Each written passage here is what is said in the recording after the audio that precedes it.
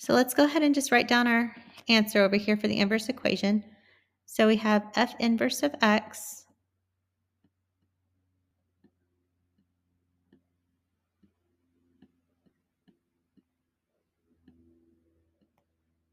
is equal to x minus 2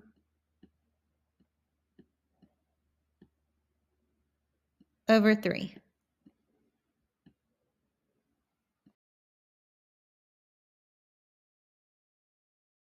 For purposes of graphing, this is not a very nice form, if you notice here. I think the best thing that we want to do is go ahead and convert this to slope-intercept form. So this equals, if I have x over 3, that's just 1/3 x. So now you can easily see what the slope is. And then minus 2 over 3, which is just 2/3. So sometimes you may want it in that form, so you can graph. We're actually going to graph here using the tables. And the reason I'm going to do that is because I want you to understand, again, what I've been stressing, that inverse means that we swap the input with the output. So if we want to graph a function at its inverse, the most rudimentary way to do that would be just to make a table of each of those. So let's write down some of our original points first on a table, and then we'll write down the inverse points. And so I have x and f of x.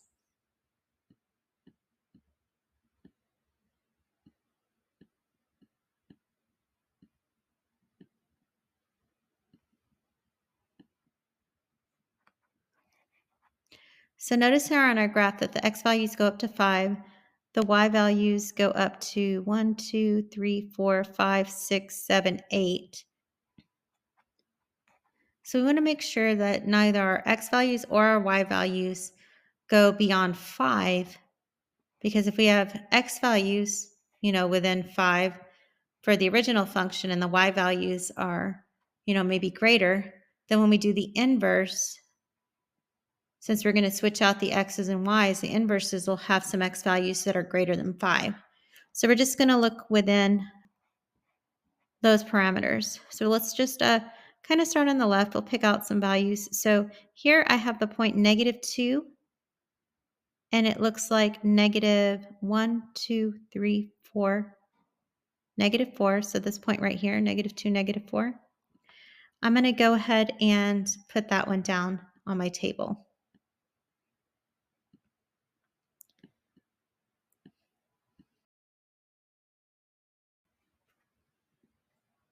And then we can go ahead and put here, we have the point 0, 2.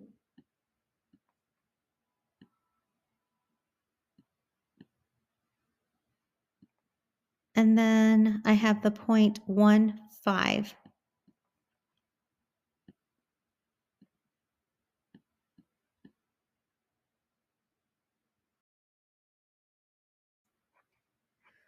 So to get the inverse points, what we're going to do is swap the inputs and outputs of the original points.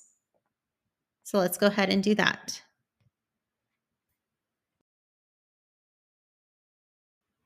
Now the difference that you're going to notice on this table is that while our inputs are x, our outputs are labeled f inverse of x.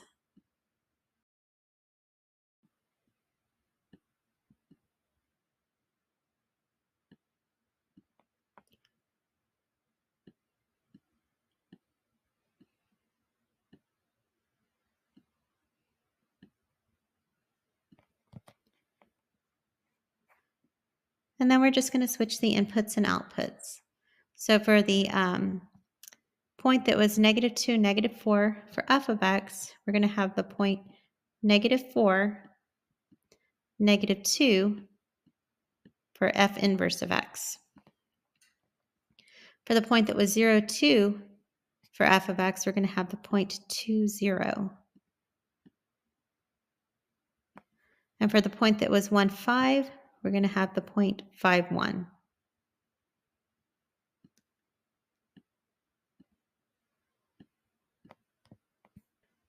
So now let's go ahead and we're going to graph our inverse. But before we do that, I'm just going to highlight the original function.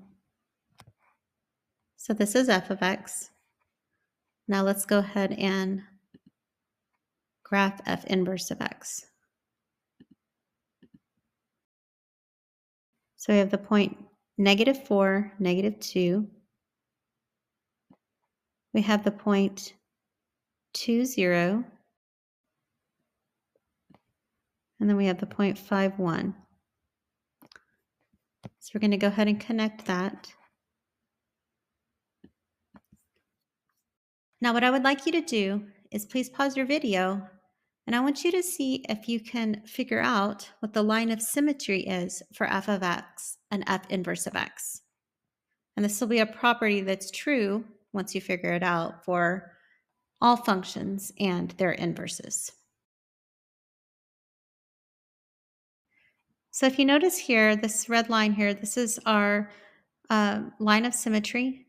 The type of symmetry we have here is reflectional symmetry. Do notice that, for instance, when we look at f of x here, that we can kind of look at this line of symmetry like it's a mirror. You're going to see the same thing on the other side where f inverse is. Now, there are a little bit of limitations here, drawing on the computer. It's not perfect, but if this was done on an actual like a calculator or computer software, it would probably be very precise, but I'm just using some tools here on PowerPoint to draw this. But you should see a reflection of each function across the line of symmetry. In fact, the equation of this line is y equals x. And if you weren't sure about that, just notice here that we have a y-intercept of 0 and then a slope of 1.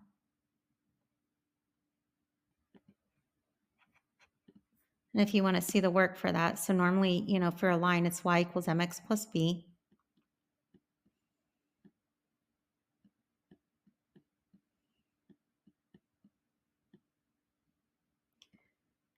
If the slope is 1, that means m equals 1. So you have 1x, 1 times x. If the y-intercept is 0, then that means that b is 0. So that's going to be plus 0. So we get y equals x.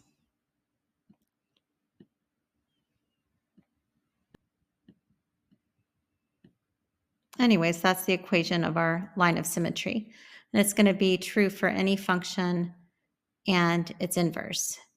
You'll have that reflectional symmetry across y equals x. So I'm going to go ahead and just write that down. All right, so we have it right there. And it's really important that you understand this relationship because, well, for this example, we were given the equation for f of x, and it was pretty simple to find the inverse. Sometimes you may have equations that aren't that easy. So if you're given the graph, maybe you can draw the line y equals x and just reflect across and plot little points to create your inverse graph. And you'll probably have you'll have problems where you'll be given a graph and you'll need to plot the inverse. And you'll have to use this fact right here that it reflects across this line and try to find, the points that have that reflection. Now, an alternate that you could do is plot points and swap them, if you're trying to just find the inverse on a graph without the equation. But this is another method here. Especially sometimes you may be given like a picture that doesn't have any scale, x scale or y scale, and it may ask you, what could be the inverse? I've seen questions like that on different homeworks or in, different textbooks and that type of thing. So it's really good that you understand this relationship because this may be the only thing that helps you to find a potential inverse. So this concludes our first example of finding an inverse, both with an equation, with a table, and graphically. I hope that leaving this part of the lesson that you have a way better understanding than you did coming into the lesson. In part 2, we'll be looking at a little bit more complicated example. But now that we've done this easier example, you should be able to understand that one a lot better.